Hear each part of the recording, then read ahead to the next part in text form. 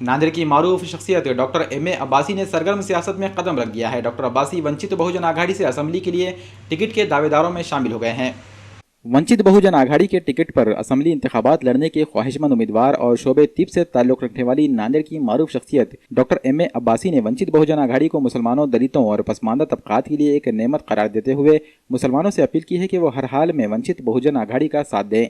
BJP को मुसलमानों का खुला दुश्मन और कांग्रेस को आस्तीन का सांप करार देते हुए डॉक्टर अब्बासी ने कहा कि कांग्रेस की ताईद मुसलमानों की सियासी मजबूरी थी, क्योंकि कोई और मुनासिब मुतबादिल नहीं था। मुल्क की मुख्तलिफ रियासतों जैसे तेलंगाना और दिल्ली वगैरह में मुतबादिल सियासी कुव्वत दस्तियाब हो जाने के बाद मुसलमानों ने कांग्रेस को ठिकाने लगा दिया है। अब महाराष्ट्र के मुसलमानों और पसमानदा तबकात को भी वंचित बहुजन आघाड़ी की सूरत में एक मजबूत सियासी मुतबादिल दस्तियाब हो चुका है। अब रियासत के मुसलमानों को चाहिए कि वो कांग्रेस से किनारा कश होकर वंचित बहुजन आघाड़ी का साथ दें। डॉक्टर अब्बासी ने कहा कि वंचित बहुजन आघाड़ी के जरिए दलित व पसमानदा वोटों की मदद से मुसलमान अपने नुमाइंदे मुंतखब करके असेंबली को रवाना कर सकते हैं। तकरीबन 2 महीने पहले प्रकाश अंबेडकर साहब जब यहाँ नांदेड़ तशरीफ़ लाए थे रेस्ट हाउस में, तो हमारे उनसे मुलाकात हुई और उनसे हमने इजहार किया कि मुसलमानों को नांदेड़ के कॉन्स्टिट्यूएंसी से यहाँ से मौका मिलना चाहिए। तो प्रकाश अंबेडकर साहब ने वादा किया कि आप अप्लाई कीजिए, फॉर्म भरिए और हम ज़रूर आपको कंसिडर करेंगे। तो वंचित बहुजन आघाड़ी से हमने जो है कल यहाँ पर जो इंटरव्यूज़ लिए उसमें हम लोग ने अप्लाई किया और काफ़ी पॉजिटिवली जो है इंटरव्यू हुआ। और उन्होंने जो इंटरव्यू लेने वाली टीम थी उन्होंने कहा कि आप तैयारी रखिए, दोनों साइड से भी आप तैयारी रखिए, जहाँ से भी आपका टिकट फाइनल होता है तो आप लड़ने की पूरी जो है तैयारी रखिए।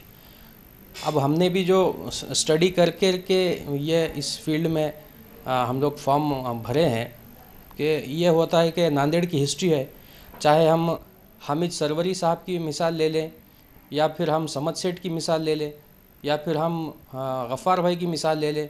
पिछले बार मोइन भाई और भी जो MIM के हबीब साहब खड़े थे, ये लोग सब लोग 10,000 वोटों से हारे थे। ये हमेशा 10 से 15,000 वोटों की कमी जो महसूस होती कि मुसलमान तो मुसलमान को वोट डालता लेकिन दूसरे वोट नहीं मिलते। लेकिन वंचित बहुजन आघाड़ी इतनी बेहतरीन प्लेटफॉर्म आज मुसलमानों के लिए अवेलेबल है कि उसमें जो है सारे वंचित लोग, अम्बेडकरवादी लोग और पिछड़े हुए लोग आपको वोट देने के लिए तैयार हैं। कोई अगर अच्छा कैंडिडेट अगर उनको मिलता है तो बिल्कुल वो भी उनके 20, 25, 30 हज़ार वोट मिलेंगे, मुसलमानों को भी वोट मिलेंगे। और ये गंगा जहनी तहजीब के ज़रिए से हम एक मिसाल कायम कर सकते हैं। और यहाँ पे नांदेड़ में हम यहाँ से दोनों के दोनों, दक्षिण और उत्तर दोनों के दोनों जो है वंचित आघाड़ी के प्लेटफॉर्म पर हम ये सीटें जीत सकते हैं। और इसमें कोई शक व शुबा नहीं, ये सीटें जीती जा सकती है। इसके पहले हमने सिर्फ 10-10 हज़ार वोटों से हमने सीटें खोई हैं। इस बार हम अम्बेडकरवादी लोगों के साथ शाना बशाना उनके साथ खड़े रहकर उनकी मदद करते हुए, उनकी मदद लेते हुए हम ये दोनों सीटें जीत सकते हैं। तो मैं नांदेड़ के अवाम से यही अपील करना चाहूँगा कि ये बहुत बेहतरीन प्लेटफॉर्म अभी अवेलेबल हुआ है मुसलमानों के लिए और इसको हमको इनकैश करना ज़रूरी है। जैसे हम यूपी में देखते हैं, यूपी में बहुत से, यूपी में हमको अवेलेबल है, दिल्ली में हमको आम आदमी पार्टी अवेलेबल है, हमको तेलंगाना में TRS अवेलेबल है। इसी तरीके से अब हमें महाराष्ट्र में घबराने की बात नहीं। वंचित बहुजन आघाड़ी मुसलमानों के लिए एक बेहतरीन प्लेटफॉर्म अवेलेबल है और हमको जो है ये प्लेटफॉर्म का यूटिलाइज़ करके अपने सीटें जिताया जा सकते हैं। यही मैं आवाम से कहूँगा कि हम वंचित बहुजन आघाड़ी की तरफ माइल हों और इनको ज़्यादा से ज़्यादा वोट डालें।